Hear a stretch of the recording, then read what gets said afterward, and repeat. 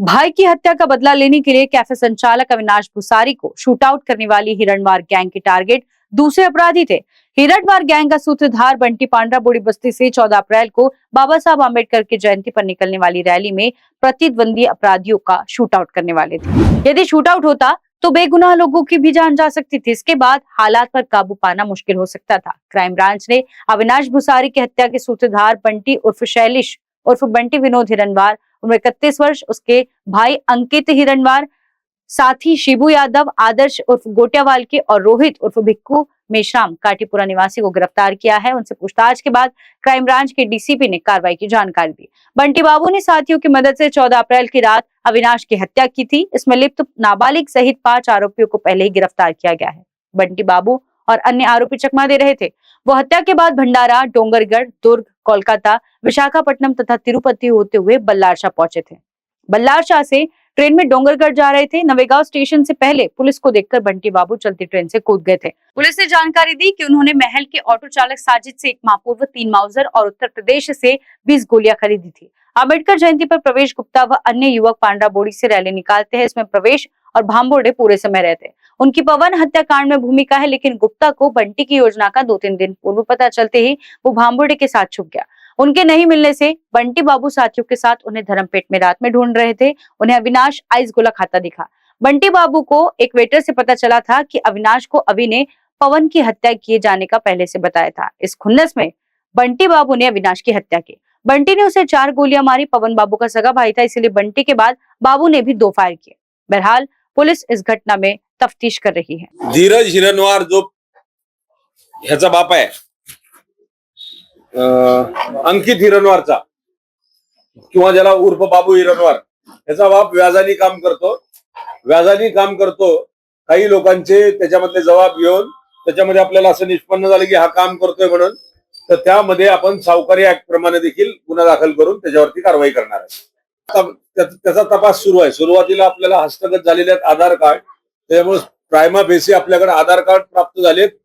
ज्यावेळेस 2 आधार कार्ड एकाच व्यक्तीचे दिसतात त्यावेळेस आपल्याला आणि नावे वेगवेगळी दिसतात, त्याच्यावरून आपण तो गुन्हा दाखल केलेला आहे। अंतिम पुढे जसं जसं तपास जाईल त्या तपासामध्ये आपल्याला निष्पन्न होईल की कुणी तयार केलेत, कसे तयार केलेत, इन्व्हेस्टिगेशन सुरू आहे। त्यानंतर त्याची संपूर्ण माहिती आपल्याकडे येईल। मिळाल्यावर आमची टीम हे तिथं नियर अबाउट 1-1.5 वाजता पोहोचले असतील। आवर टीम रिच्ड ॲट 3 AM सकाळी 1 वाजता पोहोचले। आमची टीम 3 वाजता पोहोचली। आम्हाला ज्यावेळेस माहिती मिळाली की असं असं या ठिकाणी प्रोसीड झाले, म्हणजे 2 तासाचा त्यांच्या आमच्यामध्ये गॅप होता। हे डोंगरगडला निघून गेले। लॅटर ऑन नेक्स्ट डे परत आमचा तांत्रिक तपास सुरू झाला कंटिन्युअस। 5 दिवस माझी टीम कुठली या प्रकरणात झोपलेली नव्हती। 6 टीम वेगवेगळ्या, म्हणजे टेक्निकलच्या 2 टीम आणि फील्डवरच्या 4 टीम वेगवेगळ्या पद्धतीने काम करत होत्या। आणि त्याच्यानंतर दुसऱ्या दिवशी माझ्या लक्षात असं आलं की 3 वाजता एका मोबाईलवरून डोंगरगडच्या दुसऱ्या मोबाईलवर काहीतरी कॉन्टॅक्ट होतोय असं लक्षात आल्यावरती आम्ही परत त्या ठिकाणी प्रयत्न केला। त्यावेळेस आम्हाला लक्षात आलं की बल्लारशाहवरून काहीतरी मुवमेंट सुरू होती आणि मुवमेंट सुरू झाल्यावरती आम्ही त्याचा प्रयत्न ज्यावेळेस ट्रॅक करायला सुरुवात केला ती बल्लारशाह मूल अशी मुवमेंट दिसत होती। बल्लारशाह मूल ही अशी मुवमेंट कुठली आम्हाला ज्यावेळेस लक्षात आलं त्यावेळेस लक्षात आलं की एक मोमो ट्रेन जी चालू असते की जी बल्लारशाह टू गोंदिया जाते, त्या ट्रेन मध्ये असावं या दृष्टिकोनातून आम्हाला लक्षात आल्यावरची सकाळी 6:30 वाजता आम्ही इथून टीम परत आमच्या 4 टीम इथून रवाना केल्या। एक गोंदियासाठी पाठवली, एक सौंदळ रेल्वे स्टेशनसाठी पाठवली, एक भंडाऱ्यासाठी पाठवली आणि एक टीम त्यांना सपोर्ट सिस्टम म्हणून आम्ही पाठवली। आणि त्यावेळेस आम्हाला लक्षात आले की ट्रेन मध्ये आहेत। याच बरोबरीने आपल्याला एक कमी जास्त उशीर होतोय किंवा नाही या दृष्टिकोनातून आम्ही SP गोंदिया यांच्याशी संपर्क साधला आणि SP गोंदियाने आम्हाला फार चांगल्या पद्धतीने प्रतिसाद दिला। त्यांची पूर्ण LCB टीम जी आहे ती आमच्या सपोर्ट मध्ये या कामामध्ये आली आणि त्यांचे लबडे नावाचे जे अधिकारी आहेत त्यांनी आम्हाला खूप सपोर्ट केला याच्यामध्ये। आणि लबडेनी त्यांची टीम आणि जिथे जिथं असतील त्यांच्या टीमही त्या रेल्वेमध्ये जिथे जिथं आहेत तिथं घुसवल्या। आमची टीम रेल्वेमध्ये होती। ज्यावेळेस यांना लक्षात आलं की टीम पोलीस ज्यावेळेस रेल्वेमध्ये आलेले आहेत त्यावेळेस ह्याच्यामधल्या बाबू आणि बंटी यांनी रेल्वेतून उड्या टाकल्या। रेल्वेची स्पीड जवळपास नवेगाव स्टेशनच्या अलीकडच्या साईडला रेल्वेची स्पीड जवळ 30 ते 40च्या आसपास कमी होते, त्यावेळेस उड्या टाकल्या. त्यावेळेस आपल्या पोलिसांनी उड्या टाकल्या. त्याच्यामध्ये आमचा गजानन कुबडे इंज्युअर्ड झाला आणि त्या बंटीच्या अंगावरच पडला. म्हणून बंटी जागच्या जागीच तिथं बसला. बाबू थोडासा पळायचा प्रयत्न केला, पण त्याची अवकात आणि त्याची तब्येत बघता पोलीस आणि त्यांना बरोबर आमच्या लोकांनी ट्रॅप केलं. बाबू आणि बंटीला बघलं. फक्त त्या काळामध्ये तिथं शिबूला ओळखण्यामध्ये आम्ही, कारण फोटो हे पूर्ण आपलं हे काय लावून टाकतात, ते फिल्टर लावून टाकतात, त्याच्यामुळं गोरे दिसतात हे. त्याच्यामुळे आम्हाला थोडस फसवणूक झाली आमची. आणि त्याच्यामुळे शिबू आम्हाला तिथं काही सापडला नाही. शिबू गोंदियाला निघून गेला आणि गोंदिया बस स्टँड वरती शिबूनी या ह्यांच्याशी आपला काय म्हणतात गोट्याशी परत कॉन्टॅक्ट केला. गोट्याशी कॉन्टॅक्ट केल्यावर आम्हाला परत कळलं की शिबू हा गोंदिया बस स्टँड वरती आहे. आणि चांबारे साहेबांनी आमच्या अतिशय शिताफीने त्या ठिकाणी जाऊन शिबूला देखील त्या ठिकाणी ताब्यात घेतलं. अशा पद्धतीने आम्ही 5 आरोपी या ठिकाणी ताब्यात घेतलेले आहेत. या आरोपींनी आता ह्यांचा plan, it is very important for you, जे अतिशय खळबळजनक आहे आणि अतिशय महत्वाचं आहे समाजात. पण राष्ट्रपालकडून यांनी घेतलेलंच नाही ना. यांनी शाहीद कडून आणलेलं आहे. शाहीदनी एमपी कडून, रिवा कडून आणलेलं आहे. म्हणजे राष्ट्रपालचं लिंकेजेस आणि ह्याचा लिंकेजेस जवळजवळ काही संबंध नाही. नाही, दिशाभूल नाही करत आहे. त्यांचं मे बी त्यांना खोटंही सांगू शकतात ना. ह्यांचा काय भरोसा आहे आरोपींचा? हे आज एक सांगतील, उद्या एक सांगतील. सर, याच्यामध्ये पैशाची मदत करण्यात आली आहे मध्यंतरी काळात, कोणी केली होती आणि किती पैसे देण्यात आले होते? ह्यांच्यामध्ये आता घरातलेच पैसे चोऱ्या केलेले आहेत त्यांनी. याच्यामध्ये एका लेडीजचे नाव समोर आलेलं आहे की त्या लेडीजने यांना तिकीटसाठी आणि त्याची गर्लफ्रेंडच आहे, अटक आहे ती. त्याच्यामध्ये अटकच करण्यात आलेली आहे. तिला आरोपण्यात आलेला आहे. ज्यांनी मदत केलेली आहे तिला आरोपीच आहे. इव्हन ह्याच्यामध्ये यांनी त्यांचे आधार कार्ड सुद्धा डुप्लिकेट बनवलेले आहे त्यांनी. ज्या वेळेस हे बाहेर गुन्हा करून गेले त्यावेळेस ऋतिक धीरज हिरनवार यांनी यांचे आधार कार्ड डुप्लिकेट बनवलेले आहेत. ऋतिक देखील फरार आहे याच्यामध्ये, धीरज फरार आहे. त्याच्यामुळे त्याचाही शोध सुरू आहे. आता जसे जसे आरोपी अरेस्ट करू आम्ही, त्यामध्ये अजून खुलासे होत जातील की नागपूरमध्ये किती पद्धतीने अशा पद्धतीने चालतात धंदे ते. फरार थे उस दौरान काफी समय से, मतलब 15 तारीख को ये घटना हुई थी, तब से फरार थे. तो इन लोगों ने क्या कुछ ऐसा प्लान कर रखा था कि इसके बाद दोबारा ये बिल्कुल बिल्कुल बिल्कुल बाब बिल्कुल बिल्कुल बिल्कुल ये अंजाम में ही थे. प्रवेश गुप्ता और भांबुर्डे, इनका ये खून करना ही चाहते थे. बिल्कुल, इसलिए तो सामने नहीं आ रहे थे, इधर उधर भाग रहे थे. तिघानंतर आणखीनही कोणी यांचे टार्गेट वरती होते का? नाही, सध्या तर आमच्या प्रायमा फेसी इंट्रोगेशन मध्ये 2 टार्गेट दिसतात यांची. और कोई शेखू से जिनकी दुश्मनी है, ऐसे कोई और गैंग जिन्होंने इनको आर्थिक रूप से मदद की या हथियार दिलाने में मदद की, ऐसा कोई अभी तक सामने नहीं आया. सर, ये आरोपी कोलकाताला होते तर मग त्यांना परत येण्याचं कारण काय? जिथे जिथे जशी जशी ट्रेन मिळत गेले, म्हणजे इंट्रोगेशन मध्ये प्रायमा फेसी जे दिसतंय की भांबावल्यासारखे इथून तिथं, त्यांना प्रत्येक वेळेस वाटायचं की आपल्याला कोणतरी पकडते किंवा आपल्या कोणतरी मागावरती आहे. म्हणून जिथं जिथं फार वेळ न थांबता हे सगळीकडे फिरत होते. सर, ये अविनाश भूसारी जो है वो मिस्टेकन आइडेंटिटी पे मारा गया या ऐसा कुछ सामने आया है क्या कि ये किसी और को मारना चाहते थे, उसको मार दिया? अविनाश भुसारीला मारण्याचं कारण म्हणजे अविनाश भुसारी हा अवि भुसारीचा रिलेटिव्ह होता एक दुसरा अबू म्हणून एक त्याच्यामध्ये एक मधली कडी आहे. अबू म्हणून एक कॅफेमध्ये काम करणारा व्यक्ती आहे. त्या अबूने असं सांगितलं की अविनाश भुसारी ने मेरे को बताया है ऐसे कि पवन हिरनवार का मर्डर होने वाला है. ऐसा अविनाश भुसारी ने अबू को बताया और अबू ने ये अपना बंटी हिरनवार को ऐसे बताया. ऐसा बंटी का कहना है. खूप आधी खापरखेड्याच्या घटनेच्या खापरखेड्याच्या घटनेपूर्वी घटनेच्या पूर्वी कि ऐसा ऐसा बोल सुनने में आया हमारे. त्याच्यानंतर तो टार्गेटवर आहे अविनाश. नहीं, प्रवेशलाच मार ह्यांचं टारगेट अविनाश नव्हताच भुसारी. प्रवेश नहीं मिला इसलिए अविनाश को ठोक दिया दूसरे दिन. वो दिमाग में आया, ठोक दिया. किसी ने किसी को मारना है बस ऐसा. नहीं, दोनों भी नहीं मिले. फिर अबू ने इनको कभी तो बोला था कि अविनाश ने ऐसा बताया कि पवन हिरनवार का मर्डर करने वाले हैं, तो ये भी इसमें शामिल होगा, ऐसे इनके दिमाग में गई थी, इसलिए उसको इनका मेन टारगेट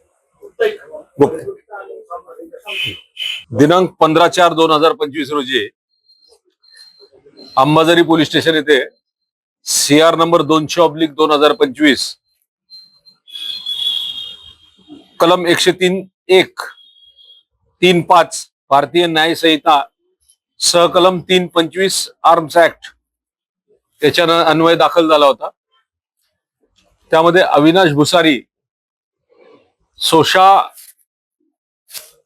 जो हे होता पार्लर होता त्याचे मालक मयत झाले होते आणि त्या गुन्ह्यामध्ये अग्निशस्त्राचा वापर होऊन आरोपी पसार झाले होते. यापूर्वी आम्ही या गुन्ह्याच्या अनुषंगाने तपास करत असताना 3 आरोपींना अटक केली होती. त्यांचा गुन्ह्यातला सहभाग निश्चित केला होता आणि त्यानंतर त्या आरोपीच्या सखोल तपासणीनंतर आम्हाला आणखीन काही आरोपी जे होते ज्यांचा सहभाग या गुन्ह्यामध्ये आहे असे काही आरोपी निष्पन्न झाले होते. त्याच्यामध्ये शैलेश उर्फ बंटी विनोद हिरनवार, अंकित उर्फ बाबू धीरज हिरनवार, आदर्श उर्फ गोट्या रत्नाकर वाळके, शिबू राजेश यादव, रोहित उर्फ भिक्कू राजू मिश्राम हे आरोपी निष्पन्न झाले. याशिवाय आणखी आरोपी काही निष्पन्न आहेत. आणखी आरोपींमध्ये राजेश यादव, साहिल उर्फ सोनू शेंद्रे, मोनू उर्फ मोन्या काळसर्पे, शेख शाहिद शेख सलीम, राहुल बावणे आणि ऋतिक हिरनवार इतक्या आरोपींचा आम्हाला प्रथमदर्शनी सहभाग असल्याचं त्या ठिकाणी ज्ञात झालं या तपासांती. त्याच्यापैकी आम्ही हे 5 जे आरोपी होते हे सध्या आम्ही रात्री काल अरेस्ट केलेले आहेत. या 5 आरोपींच्या संदर्भात ह्यांचं ज्यावेळेस आम्ही डिटेल इंट्रॉगेशन केलं त्यावेळी आमच्या असं लक्षात आलं की आरोपी गुन्हा घडल्यानंतर इथून भंडारा येथे या ठिकाणी गेले. भंडारा येथे रेल्वे स्टेशनवर त्यांनी 2 गाड्या त्या ठिकाणी रेल्वे स्टेशनवर अबॅन्डन सोडून दिल्या. तिथून हे आरोपी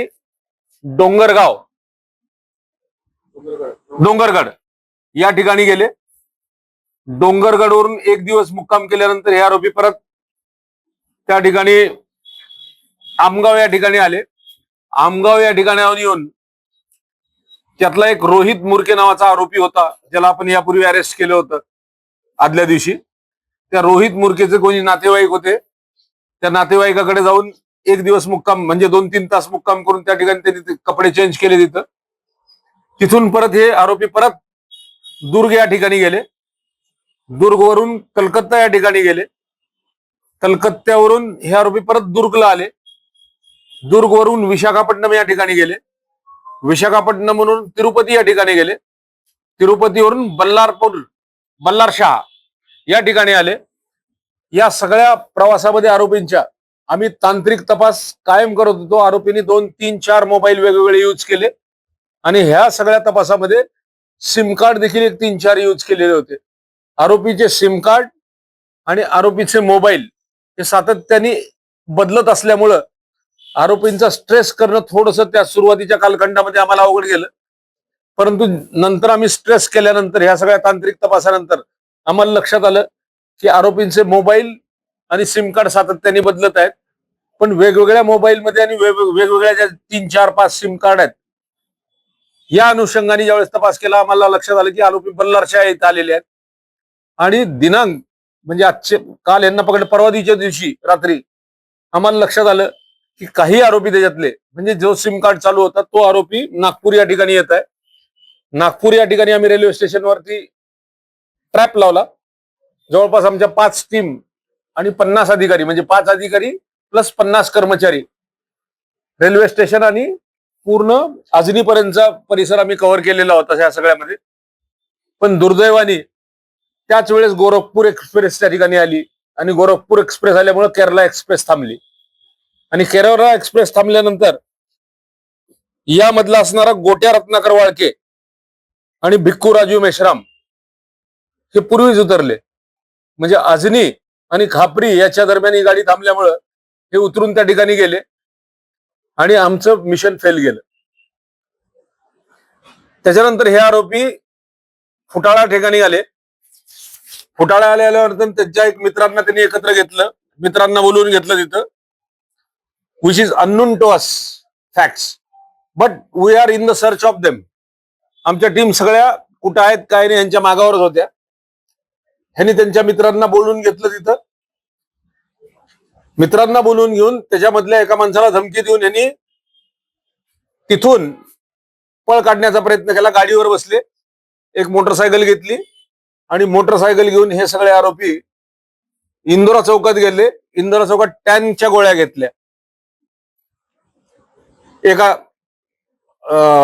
मेडिकल शॉप मधून आणि तिथून हे परत भंडारा रेल्वे स्टेशनला गेले. ज्या ठिकाणी यांनी गाड्या लावल्या होत्या भंडारा रेल्वे स्टेशन, तिथल्या भंडारा रेल्वे स्टेशनच्या त्या गार्डला यांनी धमकी दिली. पण गार्डनी सांगितले की तुमच्या गाड्या कुठे आहेत मला माहित नाही, कारण यांनी गाड्या लावून गेले होते तिथं. तुमच्या गाड्या कुठे आहेत मला माहित नाही, ज्याची माझी ड्युटी आता बदललेली आहे, दुसरा ड्युटीवाला आल्यावर तो तुम्हाला सांगू शकेल. आणि त्यानंतर त्यांनी तिथून ठिकाण बदललं आणि हे डोंगरगड या ठिकाणी जाऊन मुक्कामाला एका धर्मशाळेत राहिले. पद्धतीने एखाद्या अँगल चेंज करायचा तर 14 डिसेंबरचा दिवस होता. आंबेडकर जयंतीच्या मिरवणुका सगळीकडे शांततेत सुरू होत्या शहरामध्ये. तत्पूर्वी आपल्याकडं एक दंगल झालेली होती, ज्याचा परिणाम समाजमनावर फार गंभीर परिणाम झालेला होता. आणि अशा परिस्थितीमध्ये अजून कधी खोलवर जखम कशा देता येतील या दृष्टिकोनातून या हायवानांनी सगळा प्रयत्न केलेला होता. यांनी 14 डिसेंबरच्या दिवशी 14 एप्रिलच्या दिवशी यांनी आंबेडकर जयंतीच्या दिवशी जी प्रोसेशन पांढरा बोवडीतून निघते त्याच्यामध्ये ह्यांचा वैयक्तिक दुश्मन होता प्रवेश गुप्ता. त्या प्रवेश गुप्ता एक तिथून मिरवणूक काढतो.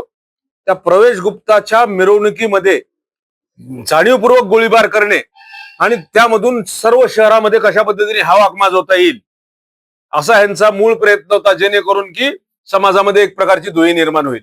म्हणजे एक प्रकारचं समाजकंटक आणि समाजद्रोही काम करण्याचं काम या लोकांनी केलेलं ह्याच्यामधून दिसून येतं. प्रायमा फेसी आमच्या तपासात लक्षात येतं. म्हणून ह्या गोष्टीकडे आपण लक्ष द्यायला पाहिजे की अशा कुठल्या घटना होत असतील तर अशा पद्धतीचे समाजकंटक कुठल्या घटनेचा कशा पद्धतीने फायदा घेतात ते आपण या अँगल मधून लक्षात घेतलं पाहिजे. दुसरी गोष्ट, ज्यावेळी पवन हिरणवारचा मर्डर झाला त्यावेळेसच ही घटना फिक्स करण्यात आली होती. म्हणजे बंटी हिरणवार जो आहे, बंटी हिरणवार त्याच्यामध्ये विक्टीम होता त्या काळामध्ये, त्यालाही स्वतःला गोळी लागली होती असं त्याचं म्हणणं आहे. आणि त्यावेळेसच त्यांनी ठरवलं होतं की आता आपल्याला या खुनाचा बदला घ्यायचा आहे. आणि मग बदला घेत असताना या बंटी हिरणवारनी 3 पिस्टल मागवल्या. 3 पिस्टल मागवण्यासाठी किरण हिरणवार ह्याची हत्या आहे. त्याच्यासाठी त्याचं नाव काय, शिबू यादव जो आहे हा ह्याच्या हत्याचा मुलगा आहे. त्या शिबूची जी आजी आहे किरण हिरणवार, जी आता परवा काल 2-3 दिवसापूर्वी मयत झाली, तिच्याकडे बऱ्यापैकी प्रमाणात पैसे होते. त्या शिबूने तिचे 1,20,000 रुपये चोरले आणि ते पैसे बंटी हिरणवारला दिले. एक पिस्टल 45,000 रुपये किमतीला या प्रमाणात त्यांनी सौदा केला. पण 1,27,000 रुपये मध्ये त्यांनी ते 3 पिस्टल म्हणजे माउजर्स, नॉट पिस्टल, माउजर त्यांनी विकत घेतल्या. राहुल बावनेनी त्यांना मार्चच्या शेवटच्या आठवड्यामध्ये 20 बुलेट उत्तर प्रदेशवरून अवेलेबल करून दिल्या. त्याच्यातल्या त्यांनी काही बुलेट जे काही फायर करून त्याचे टेस्टिंग घेतलं आणि उरलेल्या ज्या बुलेट आहेत त्याच्यापैकी 6 बुलेट तर त्या दिवशी आपण बघितलं की त्याचं फायरिंगच केलेलं आहे त्यांनी, आणि उरलेल्या बुलेट त्याचं अकॉर्डिंग टू देम नाव की त्यांचं म्हणणं आहे की त्या 3 पिस्टल आहेत त्या वेगवेगळ्या पिस्टल, म्हणजे एक पिस्टल मधलं संपल्या होत्या, 2 पिस्टल मध्ये त्या बुलेट्स आहेत. त्याच्यामध्ये अजूनही आपल्याला 6 आरोपी वॉन्टेड आहेत. त्या 6 आरोपी पैकी दोघांकडे त्या 2 पिस्टल आहेत असं त्यांचं म्हणणं आहे. आता एक पिस्टल हे सांगतोय की कुठेतरी ठेवलेलं आहे, आता ते तपासामध्ये निष्पन्न होईल काय काय गोष्टी आहेत त्या. पण एकंदर ओव्हरऑल प्लॅन ज्यावेळेस हे लक्षात येतं की पर्टिक्युलरली ज्याचा काही दोष नाही, ज्याचा काही संबंध नाही, अशा व्यक्तीला का मारलं, तर पहिल्यांदा परवेश गुप्तालाच हे शोधत होते. परवेश गुप्ता नाही मिळाला. पहिल्या दिवशी 13 तारखेला यांचा शोध झाला होता. 13 तारखेला शोध होऊन 14 तारखेला तो त्या आंबेडकर जयंतीच्या उत्सवात येणार हे यांचं प्रिडिक्शन होतं, आणि आंबेडकर जयंतीच्या त्या उत्सवामध्येच गोळीबार करायचा हे फिक्स प्लॅन होता. पण इट वॉज फेल्ड, कारण तो आलाच नाही तिथं. आणि त्याच्यानंतर मग 12 वाजता ज्यावेळेस त्यांना लक्षात आलं की त्या अवी भुसारी जो ह्याच्या पवन हिरनवारच्या गुन्ह्यामधला दुसरा आरोपी आहे, सेकंड अक्यूज, तर त्याचा भाऊ अविनाश भुसारी आहे, आणि अविनाश भुसारी आहे तर जवळचा का असणार लांबचा का असणार, तो एक आपल्याला त्याचा बदला घ्यायचा आहे म्हणून अविनाश भुसारीचा यांनी मर्डर केलेला आहे. इट वॉज, म्हणजे त्याला काय म्हणतात, इट वॉज नॉट प्लॅन, पण मारायचं आपल्याला आणि दहशत निर्माण करायची अशा पद्धतीचा हा प्लॅन होता. ह्याच्यामध्ये काही शंका आता मी बोललेल्या ह्याच्यामध्ये शाहिद म्हणून एक आपल्याकडे वॉन्टेड आरोपी आहे अजून. शाहिद महालमध्ये राहतो, ऑटो रिक्षा चालक आहे. शाहिदने त्याला पिस्टलचा पुरवठा केला. प्रवेश गुप्तावर भांडण होते ना, तो शेखू गँग मध्ये होता ना. शाहिद का काय रे, त्याचं नाव काय रे,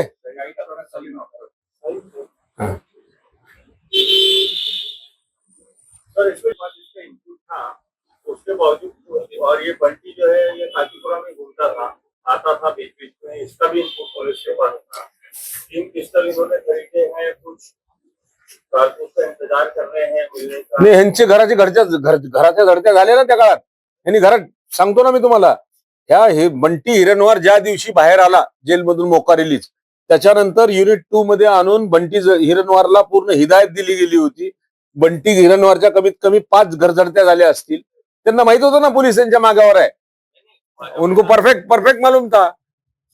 कारा न्यूज के लिए विशाल बम्बरवाल की रिपोर्ट. अब लंबी यात्राओं या फिर महंगे खर्चों की टेंशन छोड़िए. अब EMI ऑफर्स के साथ पाएं आसान किश्तों में भुगतान करने की सुविधा. जी हाँ, अगर आप भी अपने समर वेकेशन को और भी मजेदार और फन लविंग बनाना चाहते हैं, तो आज ही जुड़िए BTP के आसान EMI ऑफर्स के साथ. Ready to travel this summer, best deal for every destination.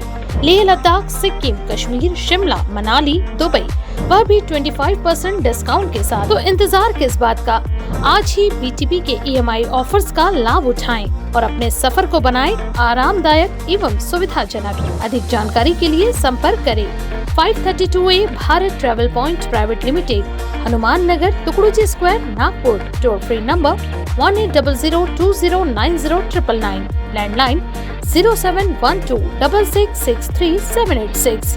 Our website www.btpyatra.com.